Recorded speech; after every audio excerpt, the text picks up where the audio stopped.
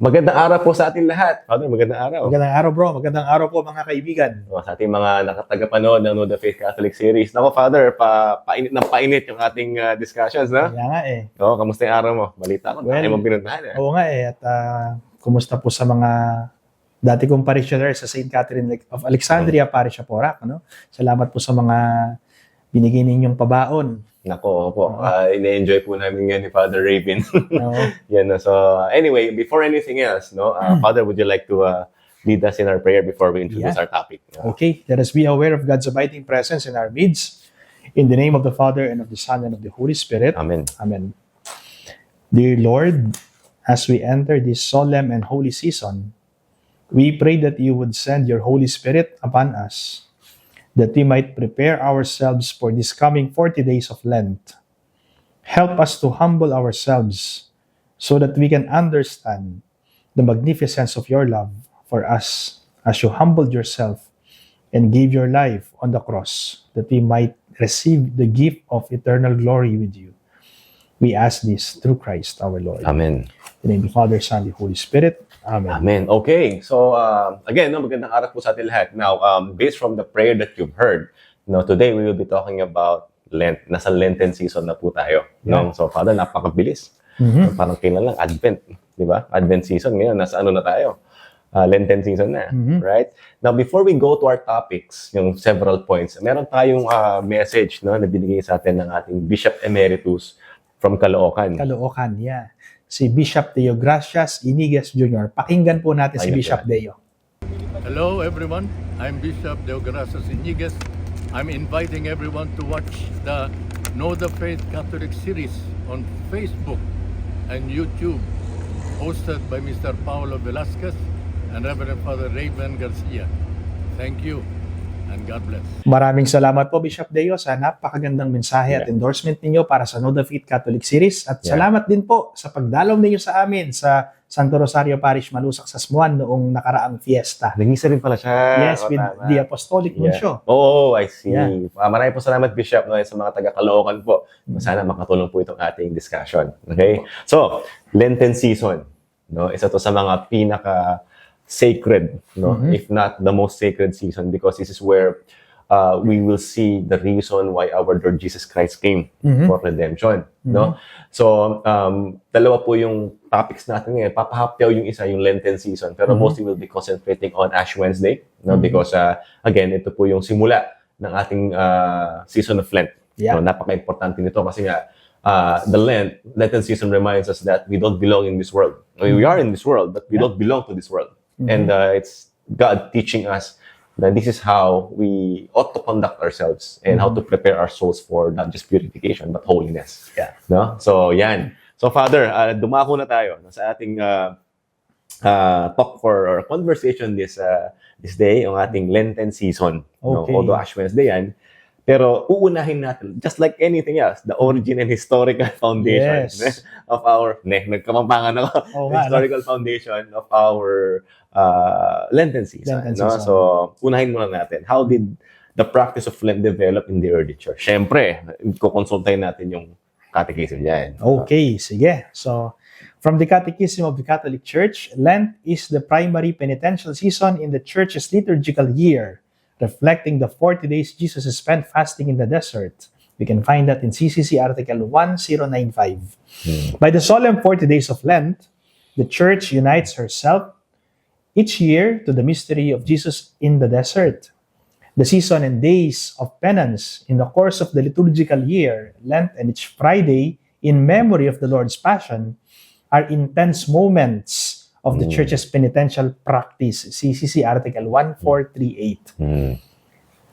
So, ayan po. So, ayon sa katekismo ng ating simbahang Katolika, ang Kwaresma ay isang mahalagang panahon, kung saan ang simbahan ay nakikiisa at nagninilay, nagsasakripisyo sa pagninilay at pagsasakripisyo ng ating Panginoong Hesukristo sa ilang o sa tinatawag nating disyerto. Hindi lamang ito ang isang tradisyon, kundi isang espiritual na paglalakbay na nag-uugnay sa ating misteryo ng ating kaligtasan.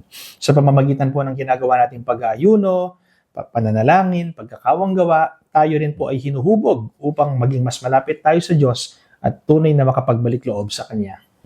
So yun pala yun, Father. No? Mhm. So it's a hindi siya pwedeng matanggal kasi nga yun Yes. yung pinunta ng Panginoon natin. Mhm. And I think this predates the Bible as well. Yeah. Because historically, sa Lent natin, between 1st and 2nd century, Mhm. no, I think it was, the early Christians are already practicing fasting. Mhm. Kasi it's important also for their detachment in this world. Mhm. No, and the Didache, no, year 70 AD, Mhm. right? Nabanggit yung pag-aayuno tuwing Miyerkules. Mhm. No? So this again predates the Bible because the Yeah. Bible is 380. Mhm. Now in the 2nd and 4th century naman, all right? One of the fathers of the church, Saint Irenaeus, he recorded, no? Nakita niya doon ito yung mga kailangan nating i-practice din at ito yung mga naisulat niya na pina-practice ng mga sinaunang Kristiyano. Mhm. So may mga iba-ibang haba ng pag-aayuno po yun no? Pero hindi siya 40 days ng time na yun. Yeah. Sa time ni Saint Irenaeus, which is 180 AD. But during the Council of Nicaea, right, which is I think 325 AD. Yeah. Oo. So they already promulgated na tinakda na 40 days no yung ating 40 days yung ating pag-observe ng Lent. Actually, maraming significance, Father, yung 40 na number, which is Yes. tatalakayin natin mamaya. Mhm. No, so mula pa nung unang siglo, no, sa kasulat nga sa mga writings ng simbahan natin ay may kasaysayan ng fasting, na pag-aayuno, no. Kumbaga, ito yung paghahanda sa muling pagkabuhay. So, sacrifice, purification, at muling pagkabuhay ng ating Panginoon. Na kumbaga, ito yung gagayahin natin. Oo. No, ito tayo. So, ngunit sa pamamagitan ng Council of Nicaea nga, no, so nung 325th, naging 40 days na yung ating pag-observe, which is actually very smart for the council to, you know what, we ought to really go for the 40 days. Oo. Mhm. At bakit ito 40 days? What are the biblical roots of the 40-day period of Lent? Bakit 40? Ano ba to? Gawa-gawaan lang ng mga Katoliko? Hindi po. Again, meron po tayong basis at una sa lahat, makikita natin yan sa Biblia. Oo. So, Yeah. we have our Old Testament, Father. No? Yes. Unahin natin yun. I think Oo. the first number 40 na lumabas was in Genesis, Book of Genesis. Mhm. That was the time of Noah. Yeah. No? So, kumbaga, when rain fell upon earth, it was 40 days and 40 nights. Yeah. Oo. 40 yun. So, lahat naman ng ginagawa ng Diyos, siguradong may reason. May reason ba't 40 yun. No? So, sa panahon po ni Noe, no, yung 40 days, tsaka 40 nights, nakatakda yun, no, para linisin yung mundo sa kasamaan. Ganun pala karami yung kailangan linisin ni Lord. Oo. So, pinakita po dito yung bilang na 40, no, na simbolo po yun ng paglilinis or purification or bagong simula. Okay. Ayun. At karagdagan pa po ron, bro. At sinasabi ng libro na nabasa ko, yung kay William Barclay, ano siya, no? Hindi siya Catholic, pero magaling siya sa Bible. Sinasabi na ang 40 days ay hindi naman eksaktong 40 na bibilang ka ng 1 to 40, no? 1 to 40. Kundi 40 means long period of time. Yun ang ibig sabihin nito, no?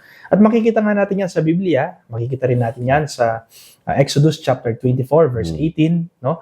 Yung si Moses ay nasa Mount Sinai siya, no? Moses entered the cloud and went up on the mountain. And Moses was on the mountain for 40 days and 40 nights. So si Moises ay nanatili po, no, sa bundok ng Sinai sa loob ng 40 araw at 40 gabi upang makatanggap ng mga utos ng Diyos. Ang panahong ito ay nagpapakita po ng paghahanda at pakikipag-ugnayan sa Diyos bago ang isang mahalagang misyon. Isa pa po yung wilderness, no, yung experience ng wilderness ng mga Israelites, yung kanilang journey in the wilderness. In the book of Numbers, chapter 14, verse 33 to 34, we can find that, no? Sabi dito, your children shall be shepherds in the wilderness 40 years. 40, no? According to the number of the days in which you spied out the land. 40 days, for a year for each day, sabi niya. So, dahil sa kawalan po ng pananampalataya ng mga Israelita ay nagpagalagala sila, no? Nagpagalagala sila sa disyerto, sa ilang, sa loob ng 40 taon, no? 40 years. Yes, 40 years bago sila nakapasok doon sa tinatawag nating lupang pangako or promised land, no? Ang bilang na ito ay sumisimbolo po sa panahon ng pagsubok at paghahanda bago matanggap ang pangako ng Diyos.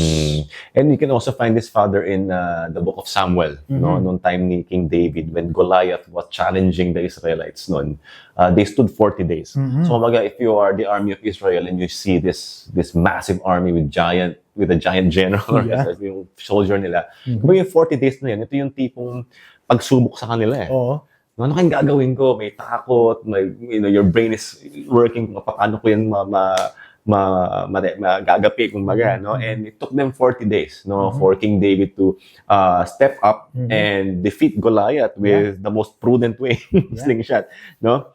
Also, at that time, yung mga hari, no? So, King Saul was given that time before King David. He reigned for 40 years. 40 years yung reign. Tapos ganun din, David was 30 years old when he was appointed king and he reigned 40 years. And then King Solomon, same thing, another 40 years. So talagang ang daming 40, Father. Yes. No? So ngayon, ang paliwanag po dyan, mga kaibigan, ideally, no, the Lord is considering the 40 as one generation. So per generation yung 40 na yun. So from what I understand, Father, based doon sa binahagi mo about Moses, di ba? Yung karamihan sa mga Israelites, at dalawa lang yung nakarating sa Promised Land. Yung buong generation na yun, hindi nakarating. Yung mga descendants nila. Right? So, 40 years po yun. No? Kumbaga, sumisimbolo po ito ng henerasyon sa panahon ng pamumuno na may kabuwang siklo ng pagsubok, kumbaga, na tinatawag. No? So, tagumpay at pagsisisi. So, it's a cycle of renewal, purification, and triumph. So, 40. Ayan. Dagdagan po natin yung Elijah's journey to Horeb na makikita po natin sa first book of Kings, chapter 19, verse 8. Ano ba yung sinasabi dito? And he arose and ate and drank and went in the strength of that food 40 days and 40 nights to Horeb, to the mount of God. So si Propeta Elias po, or Prophet Elijah in English, ay naglakbay po ng 40 araw at 40 gabi patungo sa bundok ng Horeb matapos siyang pakainin ng anghel. Ipinakita nito na ang bilang na 40 o 40 ay panahon ng espiritual na pagpapatibay at paghahanda para sa pakikipagtagpo sa Diyos. Yon. At meron pa yung mga Ninevites repentance na makikita natin sa book of Jonah, chapter 3, verse 4 to 5. Anong sinasabi rito? Jonah began to go into the city, going a day's journey, and he called out, yet 40 days, and Nineveh shall be overthrown. And the people of Nineveh believed God. They called for a fast, and put on sackcloth, for the greatest of them to the least of them. No? From the greatest to the least, yung pinakamayaman hanggang sa pinakamahirap. So ang 40 araw po ay ibinigay ng Diyos sa mga taga Nineveh sa panahon ng pagsisisi, no? Bilang panahon ng pagsisisi. At sa panahong ito, sila po ay nag-ayuno, nagbalik loob sa Diyos. Dahil dito, pinatawad sila ng Diyos sa kanilang mga kasalanan. Pinakikita po nito na ang Kwaresma po ay isang panahon ng pagsisisi. Panahon ng pagbabalik loob sa Panginoon, tulad ng ginawa ng mga Ninevites. Yeah. Speaking of pagsisisi, even Prophet Ezekiel, no, he was commanded by the Lord na to, I think, perform acts of penance for the Israelites. Kasi pinahiga siya sa kanyang right side ba yun, sa tagiliran niya for 40 days and 40 nights. Who would do that, right? I mean, only God can command. So yung 40 days and 40 nights din na yun na pagsisisi or penance na ginawa ni Prophet Ezekiel, no, yun po yung isa sa mga symbolism din. Or, you called it, ang tawag na, Father, yung parang reference doon sa unang lumang tipan hanggang ngayon. Which means, di ba, ngayon titingnan natin yung reference yung 40-day period.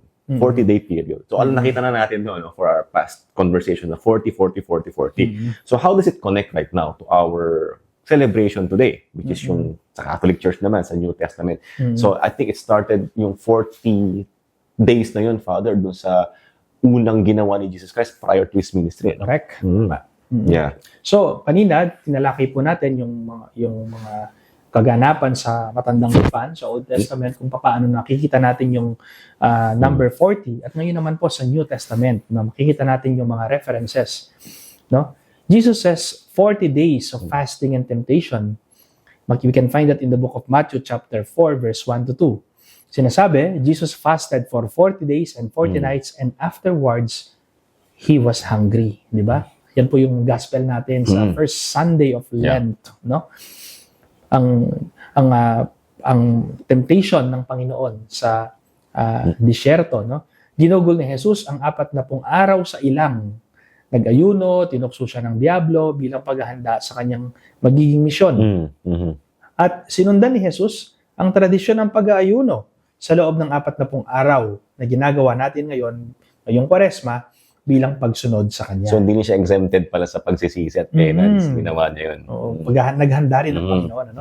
And yung 40 days ni Jesus between resurrection and ascension, di ba? Nung siya'y mamatay at pagkatapos sa ikatlong araw, muli siyang nabuhay, di ba? 40 days din yun. From Easter Sunday hanggang yung ascension. Yeah, correct. 40 days yun, ano? So he presented himself alive, appearing to them during 40 days. So matapos ang kanyang muling pagkabuhay, si Jesus ay nagpakita sa loob ng 40 araw bago siya umakyat sa langit.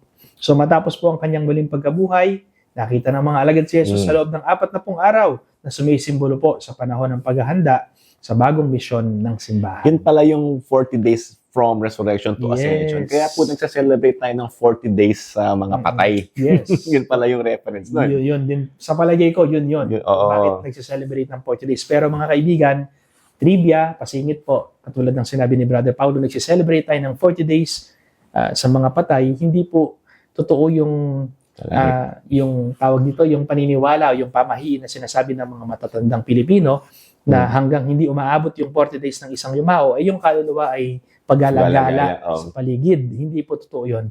Wala po tayong basis doon, walang sinasabi ang Biblia, walang sinasabi ang doktrina ng simbahan, na ang kaluluwa ng tao ay gumagala ng 40 araw bago umakyat kung saan man siya pupunta, sa langit man o pumunta sa purgatorio, mahulog sa impyerno. Hindi po totoo yun. And we can find in the Catechism of the Catholic Church, Article 1021, that there is the immediate reward of the soul after death. So pagkamatay ng tao, pagkamatay ng katawan ng tao, yung kanyang kaluluwa ay pupunta yan immediately sa judgment. Alam na. So actually, tama Father, no? What we're trying to do during this paggunita ng 40 days ng patay is we're actually, Father, mainam yung pagkamatay, araw-araw pinapamisa. No, ideally, we're praying and hoping that our loved ones are with Jesus in heaven. So, sana yung makita natin sila na visualize natin na nasa langit ba siya, hopefully. Kaya pinapamisa po natin kasi bawat misa nakakatulong sa kung nasa purgatory man, no, makarating po with our Lord. Napapabilis yung kanyang stay sa purgatory at madaling makakit sa langit. So, yun din po in-encourage natin, yung 40 days, sana magpamisa yung mga patay natin. Actually, hindi lang 40 days include yung sa mga masses nyo everyday. Araw-araw. No? So, until the end of time, if you can, because give us today our daily bread. No? So, kumbaga, yung number 40 po, no, hindi po yan strict na 40 days, 40 years. But it's an arbitrary number. Pero lumalabas lagi itong 40 na to. Sa lumang tipan, no? Kay Moses, you have the 40 years, and then you have Elijah who's Ezekiel, nag-ayuno ng 40 days, and then 40 days din kay Elijah for, no? So, pinapakita sa lumang tipan na napaka-importante ng number 40 na to.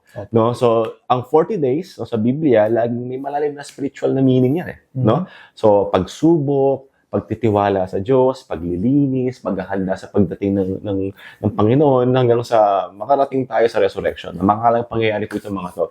So sa New Testament, ginagamit po ni Jesus Christ, yung ginamit niya actually yung 40 days na yan. Para ipakita sa atin na I think you need 40 days to clean yourself and to acquire virtues. Kasi Father, I think even psychologists are saying, no, it takes 21 days to learn a habit. Correct. No? So 21 days to unlearn or clean, and then another 21 days to develop the opposite virtue. So tama nga naman, 40 days, no? Actually, so, nabasa ko yan. Tama yan. Tama yan, eh? So, yung disiplina in 20 days, hati-hati. Unlearn and then learn something new. So, it's the perfect time for us to do it. So, we're doing the 40 days because we want to follow Christ. Yung pagsunod natin kay Jesus Christ. No servant is greater than his master. No? So, pinakita niya kung paano, you need this 40 days to clean yourself. And this is a gift for us. No? So, bilang paghahanda para sa Pasko ng pagkabuhay. So, isinasama niya tayo sa muling pagkabuhay in its glorified form. And then we practice this dying to oneself and renewing ourselves every year until we die. What a gift. No, what a gift. So, ngayon, Father, all the while, meron ako nakikita mga post na Septuagesima, Mhm. Sexagesima, Tama. and then we have our from there to naging 40, Mhm. no? So from this practices, how did we come to where we are? No, ano muna yung historical and biblical meaning ng liturgical preparation natin for Lent these days? Okay. From Septuagesima to Quadragesima. Septa is 17. Yes. Septua, yeah. Right. To Quadragesima. So, historical and biblical meaning, ano po yung mga liturgical preparations natin for Lent. So, bago po ang Vatican II, ang Septuagesima, Sexagesima, at Quinquagesima ay bahagi po ng pre-Lenten season. No? Pre-Lenten. Pre-Lenten. So, may nakita Okay. akong post sa isang kapatid na pare na nagsagawa ng misa na Pre-Lenten. Septuagesima, Sunday, naka-violet na siya. Mm. Para bang napakagandang paghahanda bago dumating yung Ash Wednesday, So ito po yung isang panahon ng paghahanda, mga kaibigan, bago po ang 40 araw ng Kwaresma. Tuwing linggo, inaalala po natin ang mahalagang tauhan sa kasulatan na nagbigay daan Mhm. sa ating mas malalim na pangunawa sa misteryo ng krus Mhm. at ang ating pangangailangan sa pagtubos. Pag sinabi po nating Septuagesima, 70 days before Easter. Ulitin ko po, Septuagesima, 70 days before Easter. Mula sa salitang Latin na Septuagesimus, ibig pong sabihin ika-70, no? Ika-70. Isang preparatory period na ginagamit po ng unang simbahan bago magsimula ang Kwaresma. So may Kwaresma na, Father. May preparation pa sa Kwaresma. Yes, So correct. it happens during ordinary time pala, Yes, no? yes. Okay, okay. Yun nga, yung nakwento ko sa iyo kanina, bro, no? Yung nasabi ko kanina. Yeah. Meron isang kapatid na pare na nakita ko na nag-celebrate ng misa, Preparing. Septuagesima Sunday. Yeah. No? So that's allowed in our canon. Isa Yes. tradition Oo, na tradition. sa Okay. Got it. Okay, so Septuagesima Sunday, tingnan po natin dito yung reflection, yung Adam, the fall, and the original sin. No? Ano ba yung symbolism nito? Ano ba yung pinapakita sa ating simbolo nito? The 70 years of Babylonian captivity signifying humanity's exile due to sin. Sumisimbolo po sa 70 taong pagkabihag ng mga Israelita sa Babylonia na maaaring itulad sa pagkalugmok ng tao sa kasalanan. Tandaan mo, kapag ikaw ay nasa kasalanan, nakalugmok ka sa kasalanan, nagiging bihag ka, nagiging prisoner ka, di ba? So ano po yung biblical reference natin dito? Makikita po natin yan sa aklat ng Genesis, no? Genesis chapter 3 verse 6 to 7. She took of its fruit and ate, and she also gave some to her husband, Yeah. and he ate. Then the eyes of both were opened, no? Ano po yung makikita natin dito? Ang pagsuway ni Adan at Eva sa Diyos ay nagdulot po ng kasalanang mana o original sin na naglayo sa atin mula sa Panginoon. So ang Kwaresma po ay pagkakataon upang muling mapalapit sa Diyos sa pamamagitan ng pagsisisi at pagbabalik loob. Kaya nga during Lenten season, may mga kumpisalang bayan, no? Marami sa atin na mga nagkukumpisal, Oo. diba? Nagpipilgrimage, nagdarasal, nagbibisita iglesia. Paraan po ito para mapalapit muli tayo sa Panginoon. Because the fall of Adam and Eve reminds us of the original sin which brought suffering and death, the need for salvation. So yun pala yun, Father. Ngayon ko lang nalaman na 70 years pala yung Babylonian capture. Yung Babylonian exile. Yes. Bagang tinatawag, no? Captivity, yeah. Oh, so 70 pala. So Septuagesima. Kasi I'm seeing these videos in YouTube. There's Septuagesima and then Sextagesima. Sextagesima. So yun, let's go to the 60th. Ano naman yun, yung Sexagesima? Okay. Pag sinabi naman po nating Sexagesima, 60 days before Easter. May quinta, Quinqua. Quinquagesima din. Quinqua. Okay. From the word quinqua. Wow. 50 days before Right. Easter. Ano po yung sinisimbolo nito? The 60 days before Easter, the church invites us to reflect on cleansing of the earth through Noah's time. Inaanyayahan po tayo ng simbahan na gunamin ang paglilinis ng Diyos sa mundo sa pamamagitan po ng baha. Di ba? Yung the story of the Great Flood or Diluvian. Ano ba yung biblical reference natin dito? We can find that in the book of Genesis chapter 6 verse 5, no? Genesis chapter 6 verse 5. The Lord saw that the wickedness of man was great in the earth. So kumbaga, yun yung naging, yung Father, yung flood Yeah. is yung symbolism niya is Yeah. this is how sin destroys you. Yes. No, ito yung baga effect ng ginawa mong kasalanan and the need for purification. Water is also purification din. Yun yung ating kaya nga baptism ng water din. So kumbaga it's mirroring the call for repentance for everyone. And alam naman natin, masama lahat tayo. Walang exemption except si Jesus Christ siya si Mama Mary. And malamang baka si Saint Joseph. No? Nagdudulot pa ng paghukom sa panahon ni Noah, ng time na yun. So now the Lenten season, yung Quaresma, paalala po ito na tinatawag tayo para magsisi at hindi mapalayo sa Diyos. Actually, maganda to, Father, because God is giving us the time. Correct. No? As Binibigyan long, tayo ng oras at pagkakataon. kumbaga, kung tutusin ko mga kapatid, hindi mo naman kailangan hintayin yung Quaresma para mag-repent ka. Tama. No? But the thing is that the church, in her infinite wisdom, still adapted, no? Which is true. As she should be, na gawin yung ginawa ni Jesus. At binigyan niya ng time talaga, separate season for us to really recognize na we're here for the next 40 days. Yun. So, yung quinquagesima, ano yun? 50 yun eh. Kasi may 70, 60, 50, di ba? Okay, pag sinabi naman natin quinquagesima Sunday, Abraham sacrifice and the prefiguration of Christ. Yan po yung makikita natin. Okay. Ano ba yung simbolong makikita natin dito? The 50 days before Easter, no? 50. Quinquagesima Sunday, 50 days before Easter, emphasizing faith and obedience to God. Sumisimbolo po sa 50 araw bago ang Pasko ng muling pagkabuhay. 50 days. Na nagtatampok ng pananampalataya at pagsunod sa ating Diyos. Yung biblical reference po nito, Genesis chapter 22 verse 2, sinasabi, "Take your son, your only son Isaac, whom you love, and go to the land of Moriah and offer him there as a burnt offering." Wow. So ito naman, connected kay Abraham. Yes. So ideally, no, when Abraham is very much willing to sacrifice Isaac, and it foreshadows the way God will sacrifice His Son eventually. So ito yung wala siyang pinipig, wala. As in like all out siya, pati anak ko, no, and to suffer on the cross, right, for our salvation. Kung pagsubok to kay Abraham na, sa pagsasakripisyo kay Isaac, no, ganun din yung sa Diyos natin. Kanyang anak naman.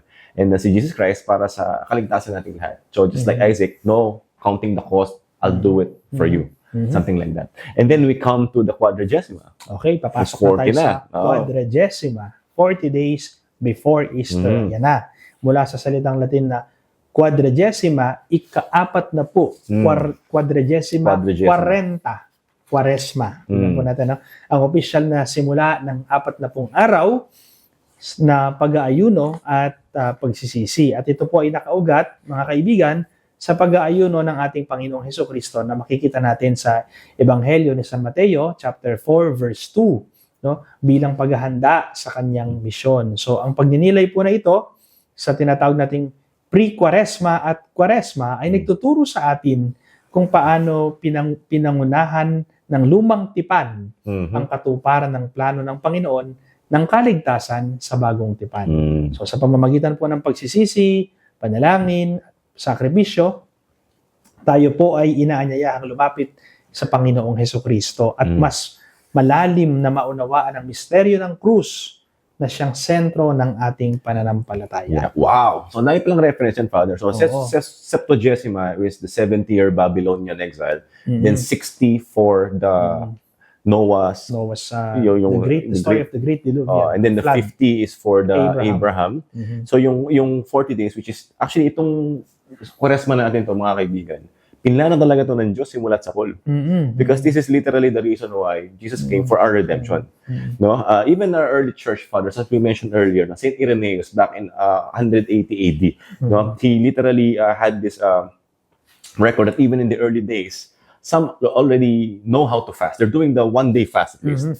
Fasted for one day, others 2. So, pero wala siyang specified days before. Kasi nga, yun yung, hanggang sa yung 40 days na Quaresma, unti-unting naging standard practice na, no, ng ating mga unang simbahan. So, even St. Athanasius, no, I think 325, Father, yung Council of Nicaea, no, and he's telling us na the world needs to observe the 40 days with fasting, prayer, and almsgiving. So, 40 days of fasting sila nung panahon na yun. Oo. Kasi tayo, selected lang yung fasting days Oo, eh. Pero noon, 40 days, no? Mhm. So, kumbaga, even in the 4th century, inano po na to, pinapractice na po ng ating mga kapatid, no? Mhm. Even Saint Cyril of Jerusalem. Mhm. Sabi niya, do not neglect the 40 days of fasting because this is how we follow our Lord Jesus Christ. Mhm. So, hindi na to bago. Mhm. Second, third, yung 1st century onwards, they're already practicing fasting and pag-aayuno ng mga sinaunang mga Kristiyano. Yan. Okay. So, tigdagan pa natin, ano? Mhm. Ang Kwaresma po mga kaibigan ay hindi isang imbensyon ng simbahang Katolika, kundi isang malalim na tradisyon po na nakaugat sa Biblia, no? At sa kasaysayan ng ating pananampalataya. Ang bilang na 40 araw or 40 sa banal na kasulatan ay laging nauugnay sa pagsubok, sa paghahanda at pagbabago. Kaya't ang ating 40 araw ng pagpepenitensya ay pagsunod sa ating Panginoong Hesukristo. Kaya't bilang mga Katoliko po, ang Kwaresma ay hindi isang obligasyon, no? Kundi ito po ay isang spiritual na biyaya. Sana i-grab natin, this is a blessing, this is a grace for us, no? Isang pagkakataon upang lumago sa kabanalan, upang mapalapit sa Diyos at makapagbalik loob ng tunay sa Diyos sa pamamagitan po ng ating pagsisisi sa ating mga kasalanan. At saka, handa pong tumulong yung parish priest, mga kababayan, mga kasama natin sa pananampalataya. Hindi po tayo nag-iisa. All of us are sinners, by the way, Father. Kumbaga, hindi tayo special. And itong season na to is meant talaga for us to work our salvation as a family and as one community in Christ, no? One body of Christ. So, yun. Ngayon, Father, let's talk about, alam na natin yung 40. So, by far, na-discuss na natin yung number 40, significance niyan, and yung mga sinabi ng ating mga early church fathers, the prophets, and all that. Ngayon, we're gonna be celebrating Easter, pero may Kwaresma. We're gonna be, entering into the Lenten season through what we call Ash Wednesday. Itong Ash Wednesday na to, hindi pa natin nakita sa mga unang talakayan kanina. No? So ngayon, yun ang pag-uusapan natin. Bakit Ash Wednesday? Kakabit tayo ng abo sa forehead. No? Tingnan natin ngayon yung historical and, should I say, biblical background of Ash Wednesday. So, kailan ba nagsimula itong, bakit Ash Wednesday? Kailan ito naging part ng church liturgical calendar? Okay, so siguro, sagutin po natin yung tanong na yan sa pamamagitan ng Catechism of the Catholic Church. The season and days of penance in the course of the liturgical year, Lent and each Friday in memory of the Lord's Passion, are intense moments of the Church's penitential practice. These times are particularly appropriate for spiritual exercises, penitential liturgies, pilgrimages as signs of penance, voluntary self-denial such as fasting and almsgiving, and fraternal sharing or charitable and missionary works. We can find that in CCC Article 1438. No? So interior repentance is a radical reorientation of our whole life. A return, a conversion to God with all our heart, an end of sin, a turning away from evil with repugnance toward the evil actions we have committed. At the same time, it entails the desire and resolution to change one's life with hope in God's mercy and trust in the help of His grace. Catechism of the Catholic Church, Article 1431. Yun. So, talagang, again, isa sa pinaka, nakatatak na yan dyan. No? Very, very important po ito. And as based from the Catechism of our Catholic Church, yung Kwaresma po ay isang mahalagang panahon. No? Kumbaga, ito yung time na para magsisi, magbalik loob sa Diyos, no? Hindi lamang sa panlabas. No? Not just repairing what's outside, but more importantly, repairing the heart. Ito yung panloob. No, so bahagi po ng tradisyon natin bilang Kristiyano. And ang paggunita po ng Merkulis ng Abo, ito yung beginning. Kumbaga, paalala na una, kailangan mong bago. Also, it reminds you na, hey, sa alamok ka kagaling, sa alamok ka rin mapupunta. So to speak, babalik ka sa Diyos, and when you return to the Lord, you ought to be really pure without blemish, kumbaga, to enter heaven. So, during the historical times, Ash is actually, even in the 8th century, where we're practicing already the Ash Wednesday, meron pang practice yun before 8th century.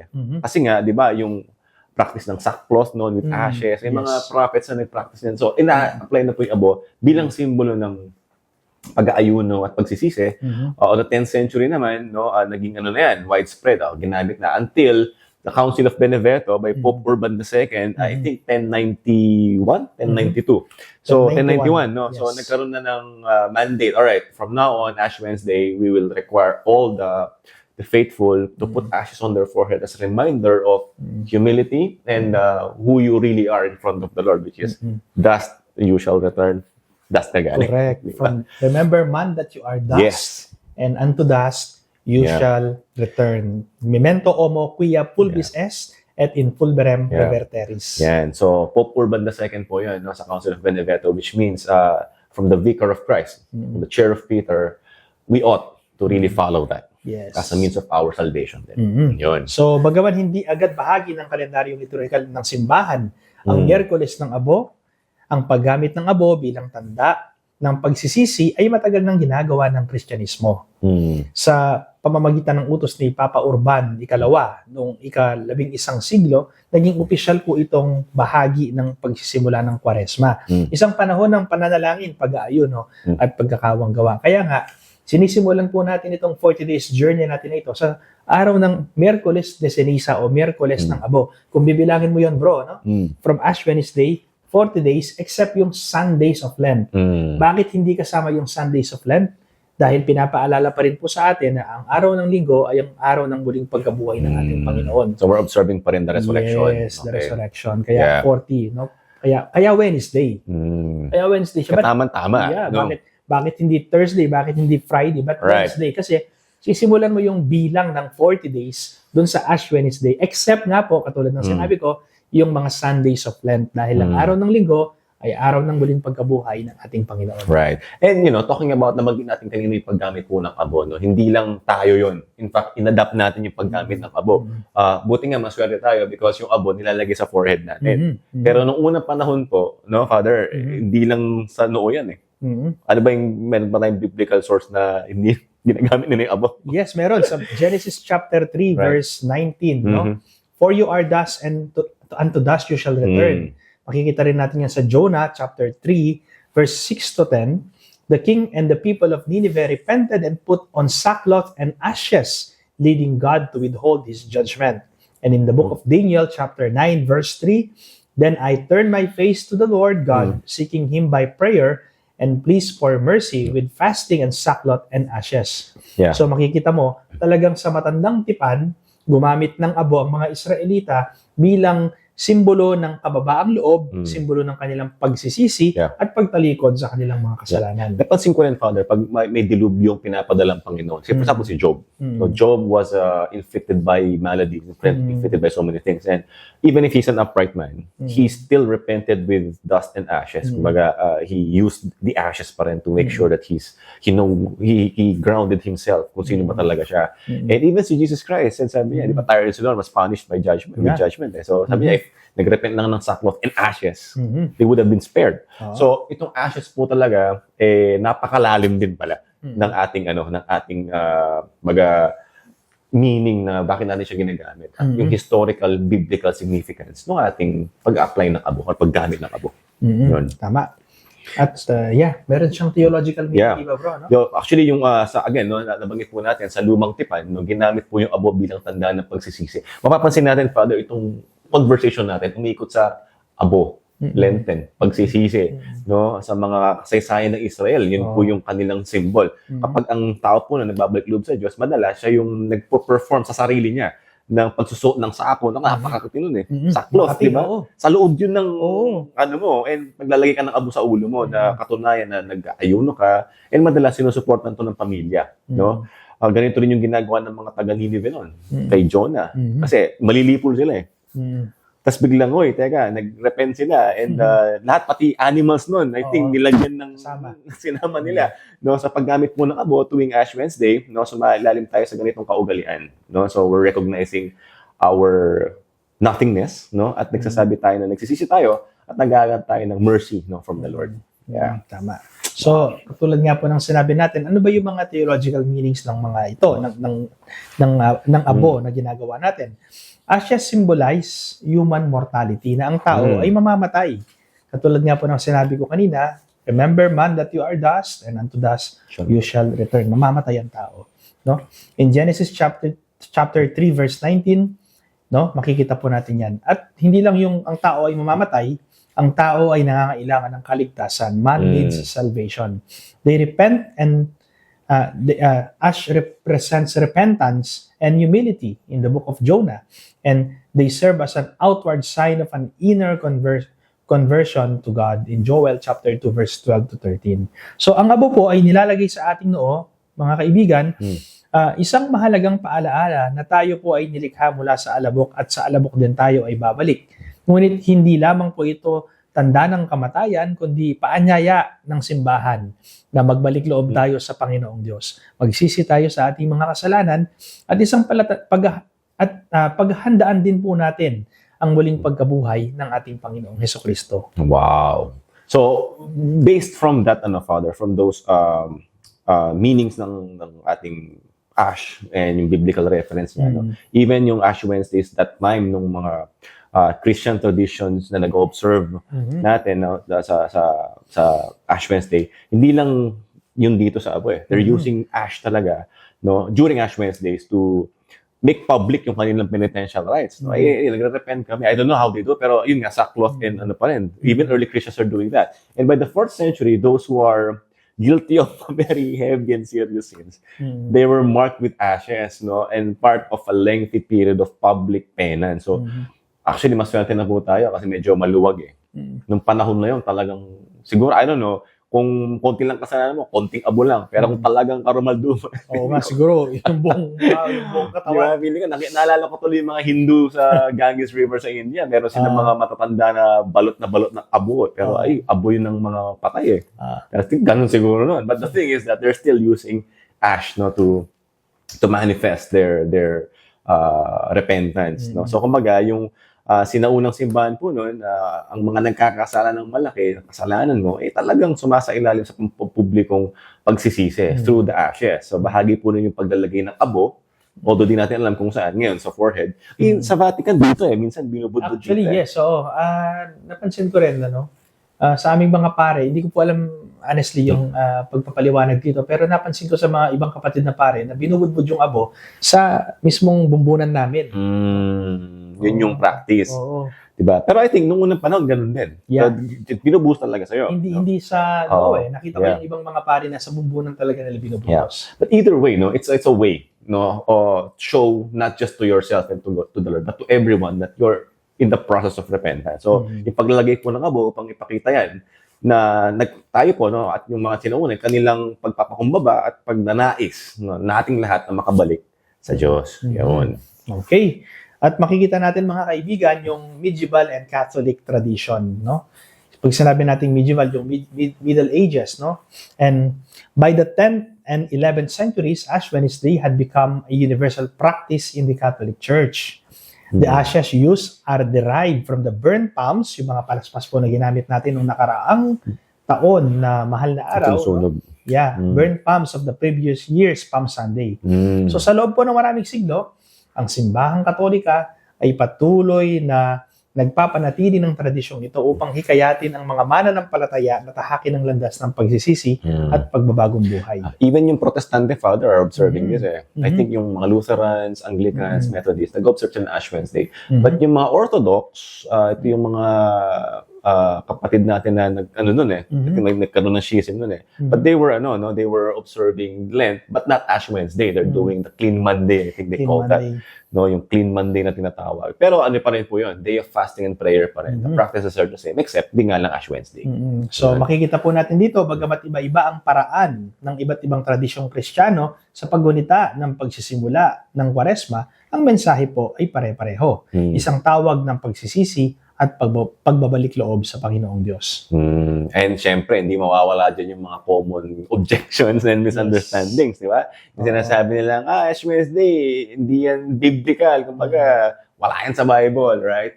This is the usual thing for Catholics na ginagawa, na sinasabi sa atin. Well, you understand that Ash Wednesday is not in the Bible, but the 40 days, which really makes so much sense, Yes. na it will lead to the 40 days para sa muling pagkabuhay, no, nandun yun po yung sukat niya. And itong practice po na to literally predates the Bible itself.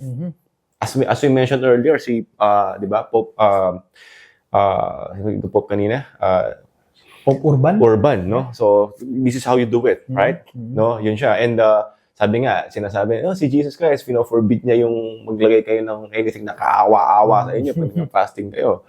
Right? But again, sabi nga ni Jesus Christ, I'm not here to abolish the law. Kasi yung unang panahon kasi, yung ashes, yun yung mark talaga ng repentance mo. No? So, ang sinasabi doon, wag mo ipangalandakan. Pero, through words, pero yung issue, papakita mo na nag-aayuno ka para masuportahan ka sa conversion. Oo. Yan, okay? So, Jesus did not condemn all public expressions of fasting and repentance. Rather, he criticized the hypocritical practices of the Pharisees, yung mga hypocrites po, no? Who fasted to show rather than genuine conversion, no? Public acts of penance when done with sincerity have always been part of both Old Testament and New Testament traditions. So, hindi po yan mawawala talaga sa atin. Even in the biblical instances, no, there are public repentance talaga. Like, for example, in the book of Jonah, no, in Nineveh, nagrepent sila. So, Jonah went there to tell them, you're gonna be destroyed if you don't repent. And they're very wise. No? They listen to the Lord. And even, na-mention natin, even their animals, hindi pinagtrabaho, talagang undergo din ng repentance yun. No, even Ezra led the Israelites into what we call public confession. No, ito yung before the assembly of Israel, talagang i-confess mo yung mga kasalanan mo, and communal repentance din yung tawag. No, confession and communal repentance. Yeah. And Nehemiah's call for a national fast. No, imagine that the Israelites gathered as a community. They fasted, they wore sackcloth, and put dust on their heads and seek God's mercy. And King David's public mourning, no, yung kanyang public mourning, para bang nagluksa, no? King David's fasted and lay on the ground in repentance after his sin with Bathsheba. Yeah. So, yun. Nakikita ng mga tao niya na ilang araw din yun, Father, no? Na nandun siya sa sackcloth niya and ashes.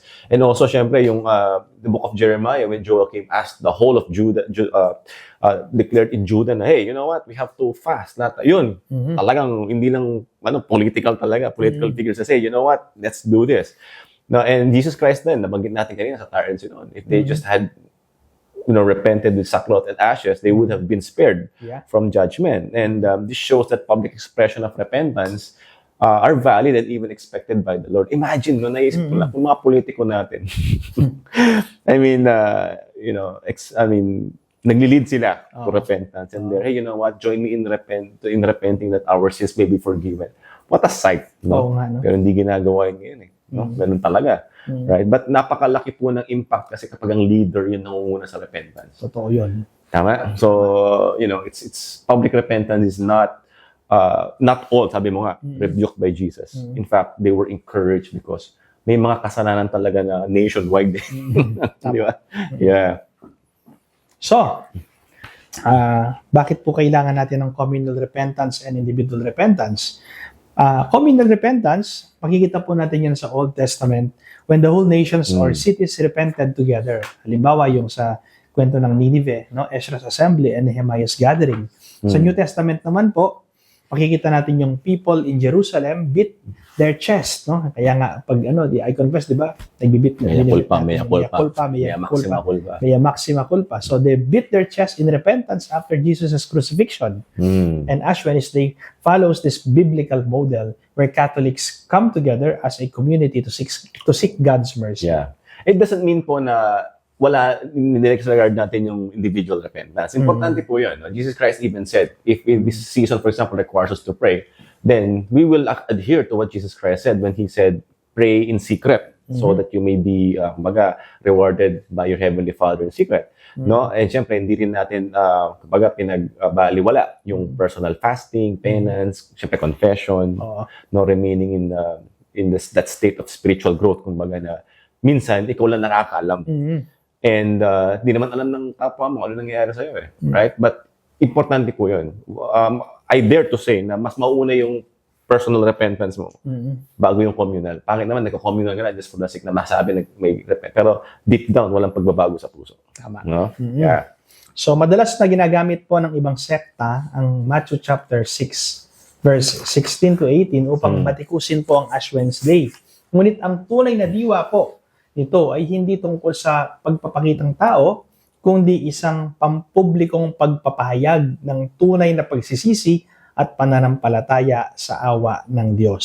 Hindi po ipinagbabawal ng Panginoong Hesukristo ang publikong pagpapakita ng pagsisisi, no? Ang tinutukoy niya sa Matthew chapter 6 verse 16 to 18 ay isang ipokritong Hudyo, no? Ay ang mga ipokritong Hudyo na nag-aayuno para namang magpakitang tao, kaya nga hypocrite, mapagpanggap, ibig sabihin po nun, no?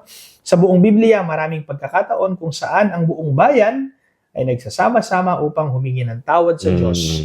Halimbawa po, ang mga taga Ninive, Yeah. no? Na nag-ayuno sila, nagsuot sila ng sako at naglagay ng abo sa kanilang ulo bilang tanda ng pagsisisi. Sa panahon ni Ezra at Nehemiah, The confession. nagtipon ng buong bayan upang ipahayag ang kanilang pagsisisi, public confession. At ang mismong Panginoong Hesus natin ang nagsabi na kung ang mga taga Tiro at Sidon ay nagsisi sa pamamagitan ng sako at abo, naligtas sana sila sa parusa. Yeah, tandaan po natin mga kapatid, no, si Lord, no, public figure po 'yan. At pag-aari niya tayo. So whatever we do in secret literally affects the community spiritually. Which means may lugar po talaga, no, ang individual na pagsisisi at yung communal. Kasi nga, public figure yung inoffend natin sa mga kasalanan natin. Di ba? Yun eh. So, may lugar yung public at private na repentance or pagsisisi. No? Yung Miyerkules na Kabo, ito po yung pagsasama-sama ng simbahan, kumbaga, na as one nation or isang bayan ng Panginoon, para ipahayag na, aside from individual, kami po, Lord, bilang magkakapatid, lalapit kami sa iyo para magbalik loob, no? Hindi para pagpapakita ng tao lang, para lang masag. Although may mga taong gano'n eh, na pupunta lang sa ganito para, minsan nagsisimba lang Ash Wednesday, tsaka Easter Sunday, di ba? Mga nominal Catholics. Oo. So, isa po itong liturgical na tradisyon na may malalim na ugat, no? Sa banal na kasulatan, no? Sa ating biblical roots. Yan. Okay? So, ngayon, Father, itong biblical and liturgical symbolism naman tayo of Ash Wednesday in connection to yung last year's palaspas. Actually, kinakausap ako ni Pearl kanina, anong gagawin natin sa palaspas natin? Di ba? Kumbaga, sabi ko, dali na sa simbahan. Kasi yan yung carry over ng ating continuous penance habang nasa mundo tayo. Right? So, the biblical symbolism of ashes in scriptures, as we mentioned earlier, and sa Christian tradition, basically is for our repentance, a sign of repentance. As if you notice, Jonah, no, the king, again, going back to the story kanina, na he sat down and really nag-sackcloth, ashes, the entire city, including animals. Kumbaga, ginamit ng hari ng Ninive yung abo, no? And para humingi ng awa sa Panginoon. Daniel, the same thing. So, he turned to the Lord and pleaded with him in prayer and petition. So, kumbaga, matinding panalangin at pagsisising ginawa niya with sackcloth, again, and ashes. Parang pumuntong sackcloth and ashes na to. Oo. Napaka-uncomfortable siguro nito. So, siya mismo, no, si Prophet Daniel mismo yung gumamit ng abo upang ipahayag yung kanyang pagsisisi in behalf also of the people. And even St. Francis of Assisi imitated that, ano? Yung unang habit nila, no, ng mga Franciscans, talagang yung Makati.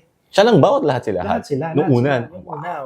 Makati talaga yan. At hindi komportabling isuot, no? And karagdagan doon, sa sinabi ni Brother Paulo, in Matthew chapter 11, verse 21, Jesus himself affirmed that sackcloth and ashes were traditional signs of genuine repentance. Pinagtibay po ng Panginoong Jesus ang kahalagahan ng abo bilang tanda ng tunay na pagsisisi sa kasalanan. So, mula pa noong pong panahon ng Lumang Tipan, ginagamit na ang abo bilang isang simbolo ng pagsisisi at panunumbalik sa Diyos. Sa Bagong Tipan naman po mismo, ang Panginoong Hesukristo ay nagpatunay na ito ay isang makabuluhang kilos ng pananampalataya. So, mapapansin po natin, siyempre yung abo, sign of repentance, no? And yung pangalawang symbolism po nito is that we're humans. Sabi nga po sa Genesis, no, we were being reminded that sa abo ka kinuha, to dust you were created, and to dust you shall return. So, it really tells us na, hey, you know what? Wala kang pag-aari sa mundong to. Iiwan mo lahat yan. Wala kang pwede pagmalaki. as per Genesis 3:19. Mhm. And even in Job, no, when Job was suffering, everything was taken away from him. And he further intensified his suffering through repentance. Kasi alam niya may kasalanan siya eh.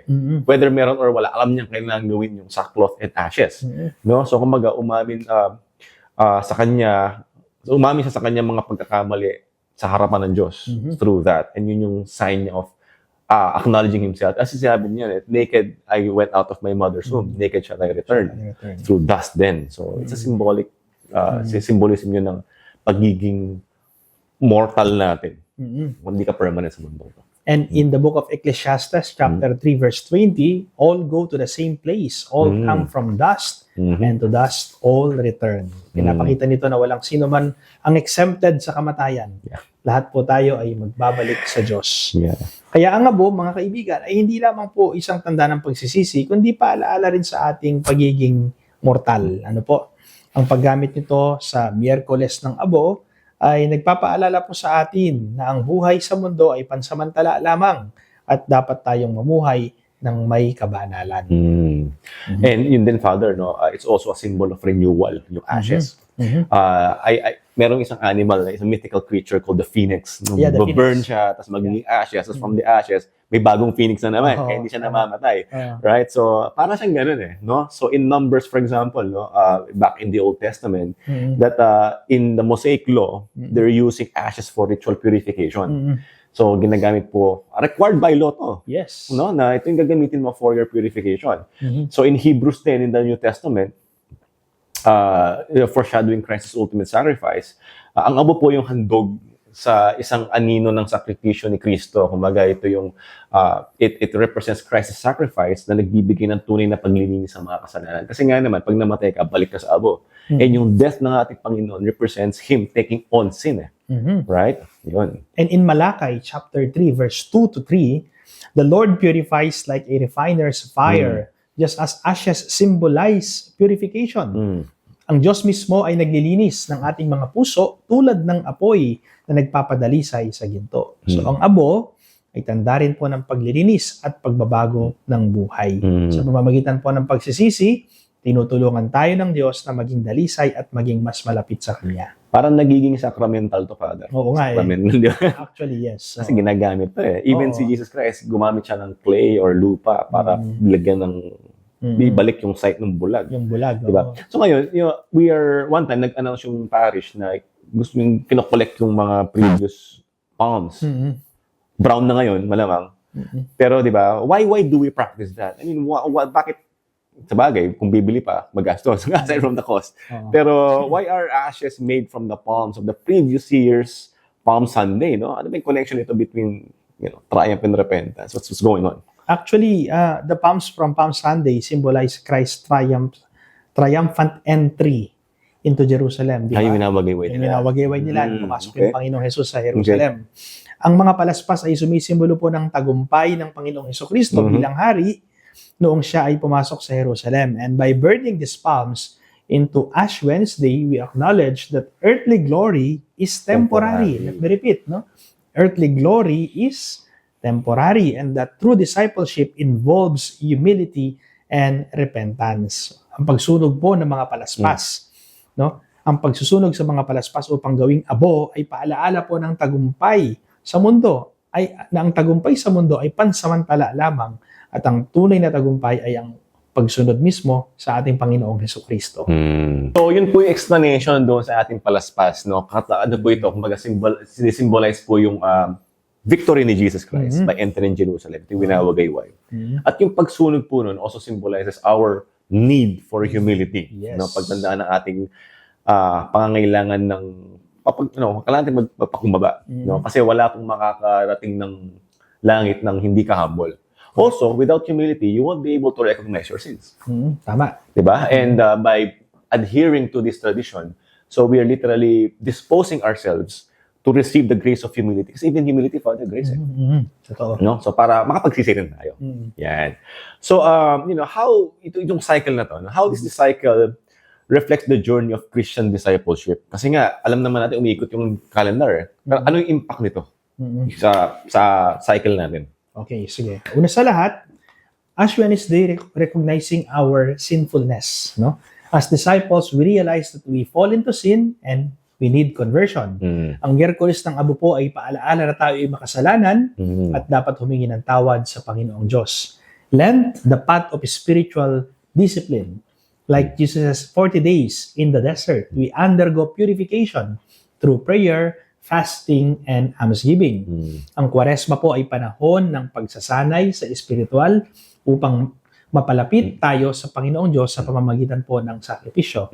Palm Sunday, the call to follow Christ. Yeah. We joyfully welcome Christ just as the people of Jerusalem did. Noong linggo ng Palaspas, tinanggap natin si Kristo bilang hari at Yeah. tagapagligtas. Ultimately, when we reach Easter Sunday, no, ito na yung mag-resurrection and new life. Ito yung pinaka-sineselebrate natin na Pasko ng pagkabuhay. Kasi after everything that we've been through, after the repentance and sacrifice, we experience the joy of redemption. Kumbaga, after mong mag-adhere dyan, considering na talagang, talagang sineryoso mo siya, you will be more like Jesus. No? So that's the goal, to be more like Him. So mga Pasko po ng pagkabuhay, kaganapan po ito ng ating pagsisisi. Ito yung finality niya, no? Sa pagbabalik loob sa ating Panginoon.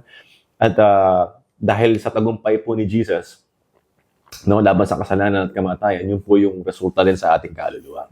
No? So kumbaga, in the end of the day, no, bilang Kristiyano, yung buhay po natin, isang patuloy na paglalakbay ito. Sabi mo nga, Father, yung glory sa mundong to, hindi to permanent. The glory in heaven is what matters. Yes. Right? So, kumbaga, patuloy na paglalakbay, sunod sa ating Panginoon, pagkilala sa ating mga kasalanan, no, pagsasakripisyo hanggang sa muling pagkabuhay, no, sa bagong bahay ng grasya na tinatawag o yung House of Grace. No, kumbaga sa cycle of Palm Sunday, kumbaga Ash Wednesday, Easter, sumasalamin po sa spiritual na paglalakbay natin to, no, tungo sa holiness and kabanalan. No? So it's all about us through Jesus Christ. Yan. Okay. Yun. So, ngayon, Father, kanina na-compute natin yung 70, 60, 50. No? So, ngayon Ash Wednesday, may computation tayo sa Lenten season sa ating liturgy and history. No? So, yung tanong dyan is that why, kasi although nasagot mo yung Lent starting on Wednesday in time for Easter Sunday, why does Lent start on Wednesday instead of another day of the week? So, let's dig deep a little bit more on that. Okay. So, the historical development, tignan po natin, The observance of Lent as a 40-day period of penance and fasting dates back to the early church. To align with this tradition, Ash Wednesday was established to mark the beginning of Lent, providing a preparatory period leading up to Easter. So, ang Kwaresma, may isang mahalagang panahon ng pagsisisi at pag-aayuno na nagsisimula tuwing Miyerkules ng Abo at nagbibigay sa atin ng sapat na panahon upang ating maihanda ang ating sarili para sa pagsapit ng Pasko ng muling pagkabuhay. Oh, I see. Pero yung date, Father, hindi siya fixed like dapat March 5, March 6, March 7. Hindi So, siya. Ngayon, ang tanong dyan is that, kasi minsan, Ash Wednesday in Feb, minsan March. Tapos March din yung Holy Week or April, mga ganun, no? So, paano to dinedetermine sa date in terms of putting it in the liturgical calendar? Okay, Easter Sunday kasi is celebrated on the first Sunday following the first full moon. Tandaan po nyo yan, first full moon that occurs on or after March 21, known as the Paschal full moon. Tandaan po ninyo yon. This method was established by the Council of Nicaea in 325 AD to standardize the celebration of Easter. Kaya nga, hindi siya fixed date. Okay, so kumbaga, walang Easter Sunday na below March 21. Correct. Yun ibig sabihin yan. Okay. So ang Pasko ng pagkabuhay po, mga kaibigan, pinagdiriwang po ito sa unang linggo pagkatapos nung unang kabilugan ng buwan na sumasapit pagkatapos ng Marso 21. Kumbaga, no? Okay. So yun yung kinakount pala. Kaya nagmumove siya. Oo, kaya nagmumove. Okay. Minsan, yung Holy Week nagiging March, minsan naman Right. umpisa ng April, minsan naman second week of April. At ngayon, yung Holy Week natin, nasa third week of April na. Pero hindi siya, again, no, hindi siya nagko-fall ng below March 21. Kasi yung first full moon is right after 21st of March. Yung tinatawag natin Paschal full moon. Paschal full moon ang tawag. So yun po yung tinatawag nating Paschal full moon. No? I see. The first Sunday following the first. Right. Easter Sunday is celebrated on the first Sunday following the first full moon that occurs on or after March 21, known as the Paschal Full Moon. Yun pala yung tawag doon. Mm-mm. Paschal Full Moon. Mm. Okay. So, yung calculation of Ash Wednesday, yun pala yung Mm-mm. determinant. Trivia. Oh. Pag tayo ay nagbibisita iglesia, pagmasdan po ninyo mga kaibigan, kapag kayo po ay nagpunta sa mga 7 simbahan during Maundy Thursday, sa bisita iglesia, tignan nyo po yung buwan sa langit, no? Napakalaki, no? Napakalaki niya. So, full moon. At may nakita akong painting, isang painting na during the agony in the garden, si Jesus nung nananalangin siya ng Maundy Thursday ng gabi, at full moon din. Kaya pala yung of the Passion. Yes, correct. Di ba? Ang ganda ng moon eh. Connecta. Full Wow. moon. Yun ang bilang po na pinagbabasehan natin, mga kaibigan. And the thing is, after 2,000 years, it's still not changing. Yes. Still full moon after the March 21st. May nagtanong kasi sa akin, bro, Yeah. bakit daw ang Pasko ay fixed date na 25? December 25? Bakit daw ang kamatayan ni Jesus paiba-iba daw ng date? Yun po yung sagot, mga kaibigan. Meron tayong sinusundan na bilang. Kalkulado pa rin. Kalkulado pa Okay. rin. Oo. So, yung calculation ng ating Ash Wednesday, Father, di ba? Yeah. So, to determine the date of Ash Wednesday, count back 46 days, no? From Easter Sunday paurong, bibilangin mo ng paurong. And this period includes 40 days of Lent, symbolizing Jesus' fasting in the wilderness. Plus 6 days. Sundays, which Sundays. are not considered days of fasting. I see. Sabi ko kanina, Okay, di ba? okay. Hindi Wow. kabilang yung linggo. Oo nga pala. Di ba? Hindi siya kabilang. Ito yung pwede tayong kumain ng karne dito at Hindi kabilang kasi ang linggo ay consider pa rin Yeah. na araw ng muling Right, pagkabuhay ng right. Panginoon. Kahit pasok siya sa panahon ng Kwaresma, hindi Right. natin binibilang dun sa pang 40. Though, minsan tinatawag natin first Sunday of Lent, second Sunday of Lent, but still yung bilang natin, ano? So, upang matukoy ang petsa ng Miyerkules ng Abo, bilangin ang 46 na araw po, no? Mula sa 46. Pasko ng pagkabuhay. Okay. Kasama rito yung 40 days, no? Ng Kwaresma na sumisimbolo po sa pag-aayuno ng Panginoong Hesukristo sa ilang, at 6 na linggo, 6 Sundays na hindi bahagi ng pag-aayuno. No, 6 Sundays. Kaya nga, kung titignan mo, first Sunday of Lent, second Sunday, third, fourth, fifth, Yeah. yung 6th Sunday, Palm Sunday na yun. Okay, tapos after that, Easter Sunday na. Kaya 46. Oo, tama, no? Interesting. Okay. So ano naman po yung canonical observance nito? According to the Code of Canon Law, abstinence and fasting are to be observed on Ash Wednesday and Good Friday. And we can find that, my dear friends, ito Canon yung Law. ating susi, no? The Code of Canon Law, we can find that in Canon 1251. Tingnan natin yung sinasabi ng Canon 1251. Right. Basahin po natin, no? So, Canon 1251, abstinence from meat or from some other food as determined by the Episcopal Conference is to be observed on all Fridays unless a solemnity should fall on a Friday. Halimbawa, tumama po yung March 19 ng araw ng Biyernes, kunwari lang. Ang March 19 po Saint ay Joseph. solemnity in St. Joseph.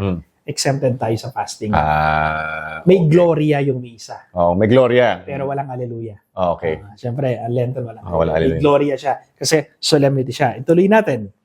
Abstinence and fasting are to be observed on Ash Wednesday and Good Friday. Yeah. So, strictly speaking, mga kaibigan, tinuturo ng ating simbahan sa pamamagitan ng batas, Yeah. ng canon law, na kailangan po nating i-observe ang fasting and abstinence yung Ash Wednesday and Friday. At kami sa seminaryo, bro, tayo sa seminaryo, no? Kahit nung nasa seminaryo ka, ay yung every Fridays of Lent, No meat. hindi tayo kumakain ng karne. No meat, yes. No meat. No meat Friday. Day of penance kasi natin yun, Yeah. no? So, The yan. whole year. Yes. Yeah, right? So, yung Canon 1251 underscores the significance of Ash Wednesday as a solemn day of penance in the liturgical calendar. No? So, ayon po sa batas kanoniko, ang Miyerkules ng Abo at ang Biyernes Santo po, itong dalawang araw na ito ay araw ng pag-aayuno at pag-iwas sa karne na nagpapakita ng kahalagahan ng pagsisisi sa mga panahong ito. Yeah, even in our biblical and liturgical, Yes. may significance din po ito, biblically, liturgically. Even the Orthodox brothers and sisters that we have, they're not just celebrating Ash Wednesday they're not just, observing Ash Wednesday with fasting sa Ash Wednesday lang. Although they don't have it. Pero yung lahat ng Wednesdays of the year, they're fasting and abstaining and doing these penances. Kasi nga, what they believe is that yung Wednesday was the betrayal of Jesus. So, dun nagbigay ng information si Judas, dun siya nabayaran. So, yung Wednesday na yun, yung ino-observe ng mga Orthodox brothers and sisters natin, no? So, in Matthew 24, nandun, Matthew 26, 14, 16, nandun po yun. So, the practice highlights the day's penitential character, yung Wednesday. Yeah. Wow! So yon. So sa tradisyong Kristiyano, ang Miyerkules ay tinuturing na araw ng pag-aayuno at pagsisisi, no? Bilang pag-alaala sa pagtataksil ni Judas, katulad nga ng sinabi mo, no, bro? Yeah. At dagdagan pa natin, yung Canon 1250, sinasabi rito, the days and times of penance for the Universal Church are each Friday of the whole year and the season of Lent. So kami po, kahit na hindi Lenten season, sa seminaryo, basta tumama ng Friday, hindi kami kumakain ng karne. Kaya makikita mo, walang seminarista sa refectory kapag Friday lumalabas.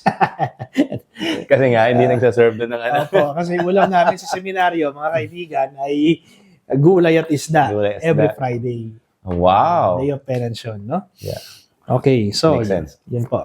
Yun, So, Father, let's invite them right now kasi tapos na po yung ating talk with regards to Ash Wednesday. Meron pa tayong mga series of conversations with regards to discipline naman sa Lenten season. So, makakatulong po itong talakayan natin on paano tayo magpa-practice sa ating Lenten journey, so to speak. Yeah. Kaya manatili po kayo sa pagsubaybay sa ating programa, mga kaibigan, sapagkat marami pa po tayong tatalakayin ngayong panahon ng Kwaresma, kung ano ba yung mga dapat nating gawin, kung ano ba yung mga dapat nating isabuhay, no? Dapat nating matutunan ngayong panahon ng Kwaresma. Tatalakayin din natin, no? Ngayong panahong ito, yung mga tradisyon na ginagawa natin tuwing Kwaresma at tuwing mahal na araw, yung pagbabasa ng pasyon, no? At iba pang mga bagay.